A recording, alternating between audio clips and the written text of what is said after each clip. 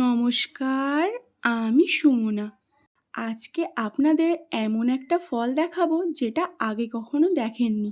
লিচুর মতো রসালো খেতে, কিন্তু লিচু না। লিচু একটু বড় সাইজের হয়, এই ফলটা একটু ছোট কিন্তু গোল আকৃতি। এই ফলটার নাম আঁশফল। প্রতি বছরই এই গাছটাতে প্রচুর পরিমাণে আঁশফল ফলে, কিন্তু আগের বছরের তুলনায় এই বছর আরও বেশি হয়েছে। মানে এত হয়েছে যে কি বলবো। এই ফলটিতে থাকে ভিটামিন সি, আয়রন এবং অ্যান্টিঅক্সিডেন্টে ভরপুর একটি অত্যন্ত পুষ্টিকর ফল। তীব্র গরমে শরীরের জলের শূন্যতা দূর করতে, তার পাশাপাশি হজম শক্তিও বাড়াতে সাহায্য করে।